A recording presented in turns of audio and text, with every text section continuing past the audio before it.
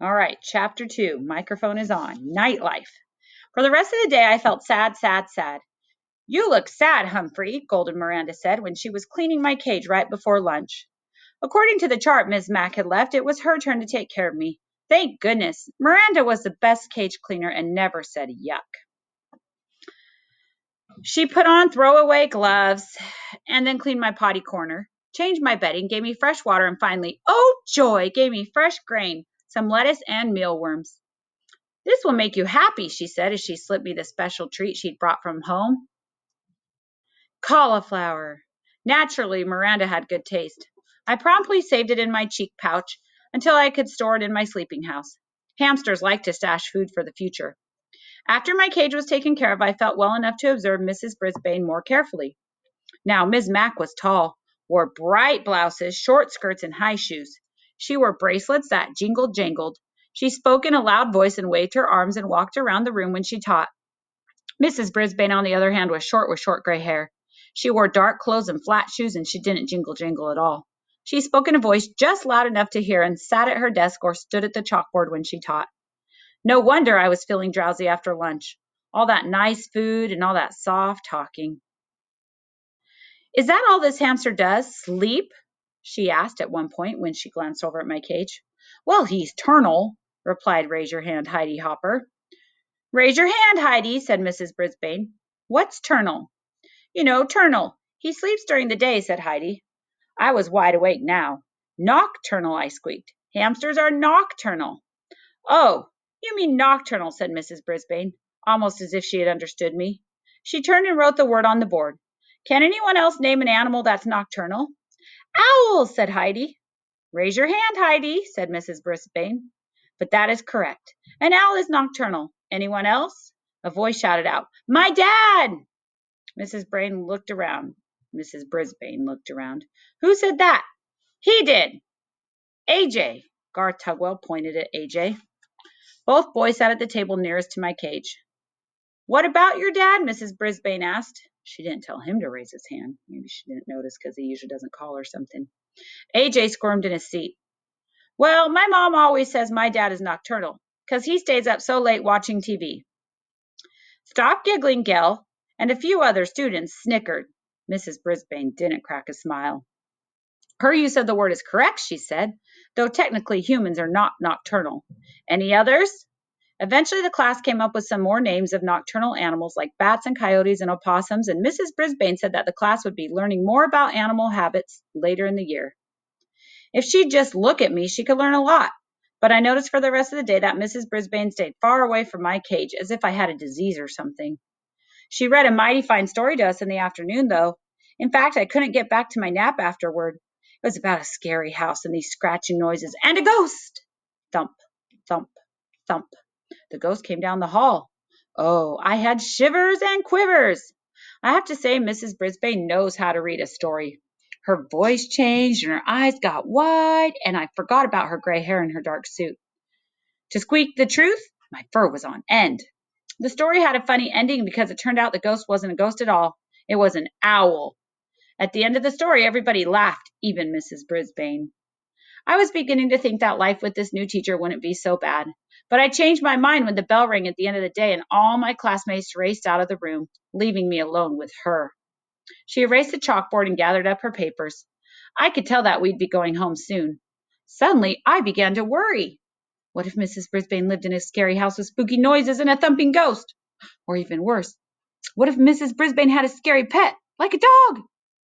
My mind was racing as fast as I was spinning my wheel when she finally approached and looked down at me, frowning. Well, you're on your own now, she said. With that, she closed the blinds and walked away. But I heard her mutter, rodent, under her breath. She left the classroom and closed the door. She left me alone, all alone in room 26.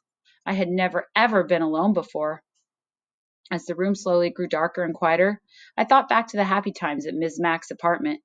There were always cheery lights on and music and telephone talking, and oh dear, during the day, I had never noticed how the clock on the wall ticked off the seconds one by one very loudly. Tick, tick, tick. I was feeling sick, sick, sick. I wondered if there were any owls around room 26 or ghosts. I tried to pass the time by writing in my notebook about Pedorama and my days at Ms. Mack's apartment. Writing took my mind off my jittery nerves, but eventually my writing paw began to ache and I had to stop my scratchings. If only I could roam free as I had at Miss Mack's apartment. Then I remembered. The lock that doesn't lock. It only took a few seconds to jiggle the door open. I skittered across the table. Then, grasping the top of the table leg tightly, I closed my eyes and slid to the ground. Ah, freedom. I dashed along the shiny floor. I darted between the tables and chairs. I stopped to nibble a peanut underneath Stop Giggling Gel's chair. It tasted delicious and made the coolest crunching sound. I chewed and chomped and gnawed and nibbled, and when I stopped, I heard the sound. Thump, thump, thump. Just like the story Miss Brisbane had read us. Thump, thump, thump. Closer and closer down the hall came the sound toward room 26. The rattle, scratch, thump, thump, thump. Suddenly I longed for the protective comfort of my cage. I dropped what was left of the peanut and scampered back. But when I got to the table, I thought a terrible thought. I had slid down the smooth, shiny lake straight down. But how was I going to climb up again? I flung myself against the table leg, grabbed on and pushed up, up, up. But I had only made a little progress when I began to slide down, down, down. I was right back where I'd started.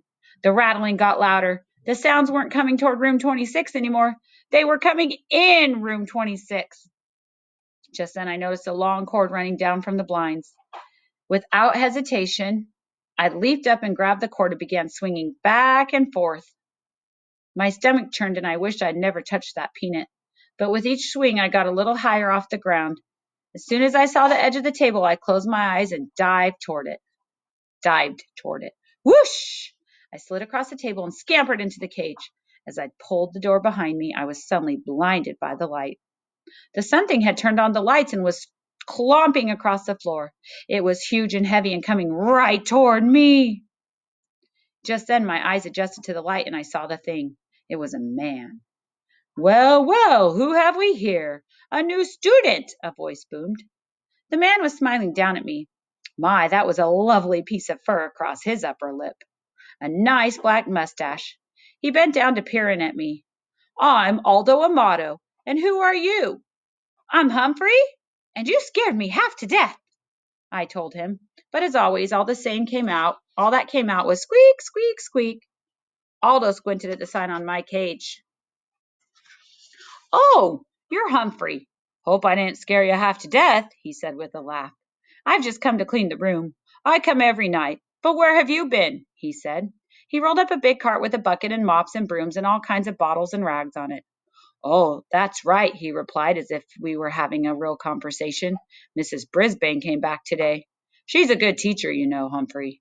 Been teaching here a long time. Wish I'd had a good teacher like her. Say, do you like music, Humphrey? Squeak, squeak, squeak. I tried to tell him. I love music almost as much as I love Ms. Mack. Suddenly, a song came blasting out of the radio on his cart, and he set to work, sweeping, mopping, moving desks, dusting. But Aldo Amato didn't just dust and mop. He spun and swayed, he hopped and leaped, he twisted and twirled.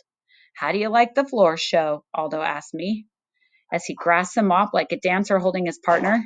Get it? It's a floor show because I'm cleaning the floor. Then Aldo roared the biggest roar of a laugh I'd ever heard. His big mustache shook so much I thought it might fall off. You like that? I'll show you real talent, Humphrey. Aldo Amato picked up his broom and very carefully stood it up with the very tip balancing on one outstretched fingertip.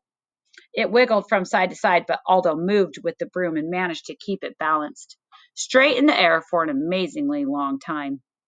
When he was finished, he bowed deeply and said, What do you think? I'm going to join the circus? And he roared again. Then Aldo wiped his forehead with a big bandana and sat down at the table where AJ usually sits. You know what, Humphrey? You're such good company. I think I'll take my dinner break with you. Do you mind? Please, please, please, I squeaked. Aldo pulled his chair right up to my cage. Here you go. Hey, you're a handsome guy, like me. Here, a little bit of green won't hurt you, will it? He tore off a piece of lettuce from a sandwich and pushed it through the bars. Of course, I hid it in my cheek pouch. Aldo chuckled. Good for you, Humphrey. Always save something for a rainy day. The two of us shared a very pleasant meal as Aldo told me about how he used to have a regular job where he worked during the day. But then his company closed down and he couldn't find a job for a long time. He couldn't even pay the rent when he was lucky enough to get hired here at Longfellow School. He was glad to get the job, but it's lonely working at night because his friends work during the day. They can never get together like they used to. I tried to squeak to him about all the creatures like me that are also nocturnal, and Aldo listened. I know you're trying to tell me something, Humphrey, but I can't tell what it is. Maybe you're just saying, I'm not alone after all, huh? Squeak! He understood. Aldo stood up and threw his trash into the plastic bag on his cart. Well, I've got a lot of other rooms to clean, my friend, but I'll be back tomorrow night. Maybe I'll take my dinner break with you again. Aldo pushed his cart toward the door and reached for the light switch.